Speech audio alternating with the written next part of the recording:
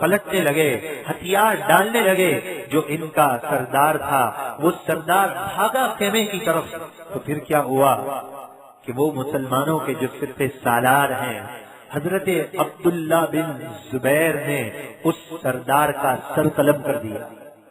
یہاں ایک بات یہ عرض کرنا بھول گیا تھا کہ مسلمانوں کی طرف سے جب مسجد سے مشاورت ہوئی تھی تو اس میں یہ اعلان کر دیا گیا تھا کہ جو کافر کا سر لے کر آئے گا اس سپہ سالار کا تو اسے 1,00,000 درہم جو ہے وہ انعام دیا جائے گا، اور اس کی بیٹی بھی اسی کے حوالے کر دی جائے گی۔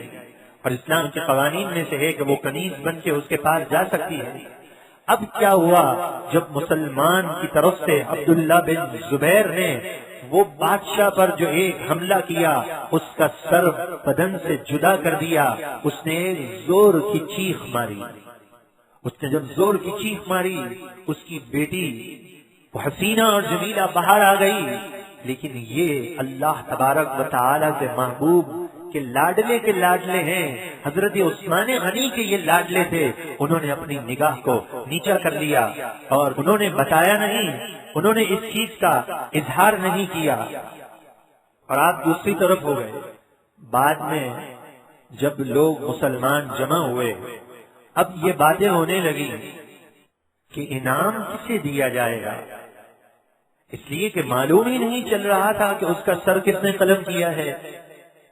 وہ نوجوان حسینہ دیکھ رہی ہے، پریشان ہو رہی ہے کہ عبداللہ بن زبیر سامنے کھڑے ہیں، انہوں نے میرے والد کا سر قلم کیا ہے، اور یہ بول کیوں نہیں رہے کہ میں نے ہی جو ہے اس کا سر قلم کیا ہے۔ وہ حیران اور پریشان ہے، اس کے ذہن میں تو یہ تصور ہے کہ کہاں وہ رومیوں کے نوجوان جو مجھ پر فریفتہ ہوتے تھے، اور کہاں یہ محبوب علیہ الصلوۃ والسلام کا سچا غلام جو مجھے دیکھنے کے لیے تیار نہیں، جو انعام کی طرف آنکھ اٹھا کر نہیں دیکھتا۔ اس لڑکی نے ہمت کر کے سپہ سالار سے کہا، اگر آپ کہیں تو میں بتاؤں میرے والد کا سر کس نے قلم کیا ہے۔ کہا بتاؤ کس نے سر قلم کیا ہے۔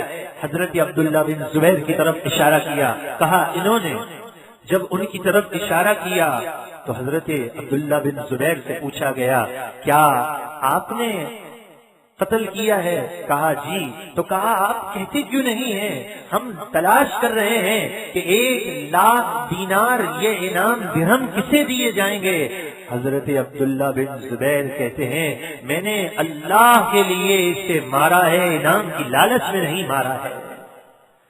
آپ کا جب یہ جواب سنا تو حیرت زدہ ہو گئی وہ حسینہ کہ یہ کیسے مسلمان ہوتے ہیں جنہیں اس چیز کی پرواہ ہی نہیں ہوتی۔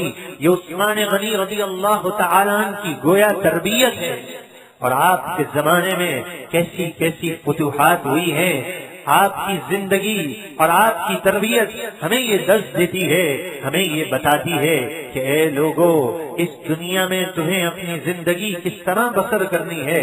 حضرت عثمان غنی رضی اللہ تعالیٰ عنہ کی جب شہادت کا وقت آیا، اللہ کے محبوب نے پہلے ہی ارشاد فرما دیا تھا کہ تمہیں جو ہے شہید کیا جائے گا۔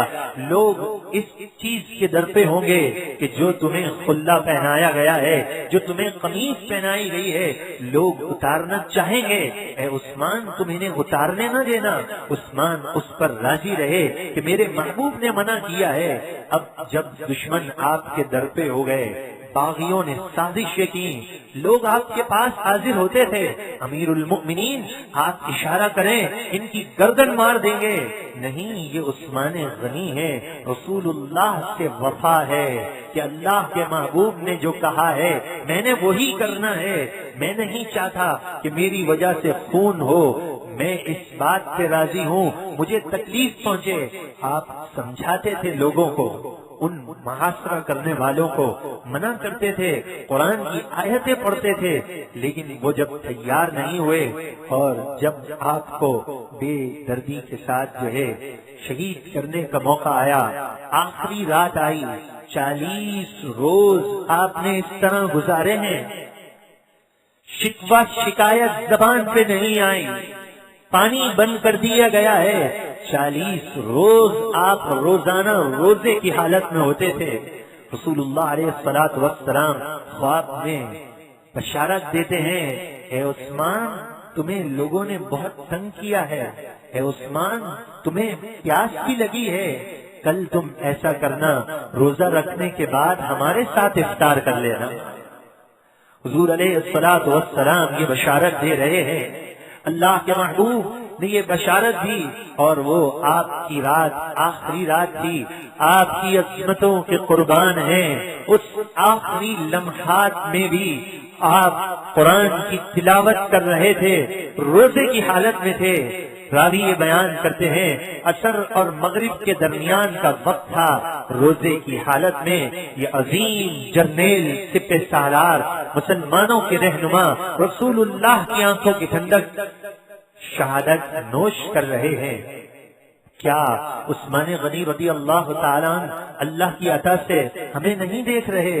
میرا تو یہ ایمان ہے، بلکہ ہم سب کا یہ ایمان ہے کہ وہ اللہ کی عطا سے ہمیں دیکھ سکتے ہیں کہ ان کے چاہنے والے آج ان کا ذکر اور تذکرہ سن رہے ہیں۔ عثمان غنی فرماتے ہیں میں نے اس چیز کو پسند کیا دنیا میں کہ میں قرآن کی تلاوت کرتا رہوں، آپ کی عظمتوں کو سلام ہے، آپ نے جب اس چیز کو پسند کیا، وصال کا وقت آیا، قرآن کی تلاوت کر رہے تھے، فَسَيَكْفِيكَهُمُ اللَّهُ۔ آئیے عثمان غنی رضی اللہ تعالیٰ عنہ کو ایصال ثواب کے لیے آپ کی مبارک زندگی کو اپنی نظروں کے سامنے گھما دیجیے۔ عثمان غنی رضی اللہ تعالیٰ عنہ نے جو پہلا خطبہ دیا ہے، اس خطبے کے مختصر جامع الفاظ، وہ نصیحت آخر میں کر کے فیصلہ اب ہمارے ہاتھوں میں ہے۔ چنانچہ عثمان غنی رضی اللہ تعالیٰ عنہ نے جو خطبہ دیا تھا بہت مختصر تھا۔ آپ نے کہا پھر کبھی میں خطبہ دوں گا۔ آپ کے خطبے کے کیا الفاظ تھے؟ آپ نے ارشاد فرمایا، چند روزہ زندگی چاہو جلال کی خاطر، دنیا کی رنگینیوں کی خاطر، اے لوگو چند روزہ زندگی شیطان کے پھندے میں نہیں گزار دینا۔ آپ کے الفاظ ہیں، لوگو شیطان کے پھندے میں چند روزہ زندگی مت بسر کر دینا۔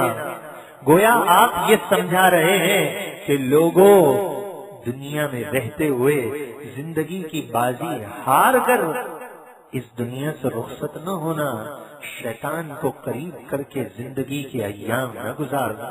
فرماتے ہیں جاؤ عظمت کی خاطر شیطان کے پھندے میں گرفتار ہو کر دنیا کی زندگی کو مت گزار دینا۔ کیسے گزارنا زندگی کو؟ ہے کوئی عثمان غنی سے محبت کرنے والا؟ عثمان غنی فرما رہے ہیں کہ زندگی کو ایسے گزارنا ہے۔ کوئی اس صدا پر لبیک کہتے ہوئے اپنے سر کو جھکا دے اور کہے مالک تو گواہ رہنا، عثمان غنی نے اپنے خطبے میں جو فرمایا تھا میں اپنی زندگی کو ویسے ہی سنوار لوں گا۔ عثمان غنی فرماتے ہیں بلکہ زندگی رضائے الہی کی خاطر گزار دینا، زندگی کو اپنے رب کی رضا کے لیے گزار دینا۔ اب بتائیے زندگی رضائے الہی کی خاطر گزارنے والا عثمان غنی کے ایصال ثواب کے لیے کیا یہ نیت نہیں کر سکتا کہ اس کی اولاد کو وہ عالم بنا دے؟ عثمان غنی رضی اللہ تعالیٰ عنہ کے ایصال ثواب کے لیے اس کی اولاد کو وہ عالم بنا دے۔